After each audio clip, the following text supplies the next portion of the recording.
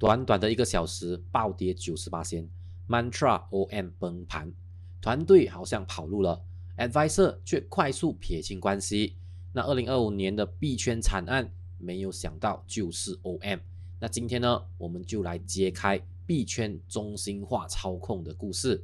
那么，如果你是马来西亚的用户，想要使用Bybit的交易所的话呢，我这里有一个方法。那我们先来说一下手机的版本。那 iPhone user 的话呢，我是使用 Quark VPN， 完全免费的，只是需要等待广告而已。那 Android 的话，相信你在 Play Store 打上 VPN， 会有很多免费的 VPN 让你下载。然后呢，最重要的一点就是要避开所有被禁止的 IP， 尽量避免新加坡、马来西亚或者是美国这一些。大家可以使用日本、台湾或者其他支持 Bybit 的地区 IP。如果 Quark VPN 一开始你连接不到你要的国家的话呢，你可以一直 on off 直到你连接到你的国家为止。那么电脑版本的话呢，大家可以去到 Google Extension 这边下载 VPN。那我个人呢是使用这个 VEEPN。那这个 VPN 呢是免费的，可以选择很多国家的一款 VPN。那现在呢是还没有打开任何的 VPN， 现在我们尝试一下把 VPN 给打开，我选择是在法国的 VPN。那打开之后呢，我们刷新一下。那一旦刷新之后呢 ，Bybit 就可以正常的使用了。那一旦登录之后呢，你是可以把你的 VPN 给关掉的，在使用的期间是不需要打开任何的 VPN， 也就是说，只要你成功登录之后，就不需要再一直使用 VPN。如果你的账户自动 log out， 你再重复一样的操作就 OK 了。那 Bybit 的 App 的链接我会放在视频下方，下载之后点击我的链接注册，或者是在 Bybit 的 App 或者是网站点击注册之后，在 Bybit 的 Referral Code 输入23814，这样就 OK 了。那新人可以获得免费的40 USDT， 20 USDT 是体验金，20 USDT 是现货。你只是需要 deposit 100美金就可以获得这个优惠了。那就在星期一的凌晨 ，OM 暴跌了98%，超过55亿美金市值蒸发了。整件事情震撼了整个加密市场。那这一次的下跌呢，就让我想起了之前 Luna 的事件和 FTX 的事件。那往往熊市就会出现这一种 rug pull， 这不是普通的山寨币下跌，这是一次系统性的 rug pull 操作。而操控者好像就是项目的核心团队。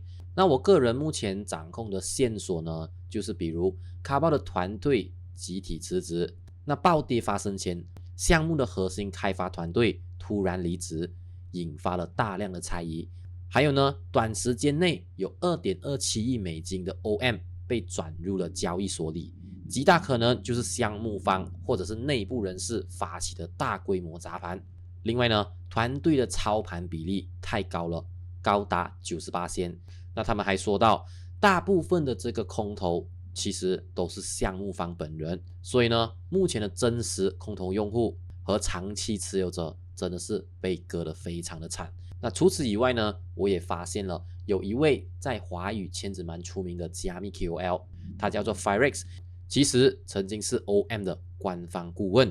那这点呢，在项目的初期没有被广泛的宣传，但是这一次的暴雷事件一出来，他也在社群里发了几篇回应声明。那他也表示呢，他其实已经从项目中退出了。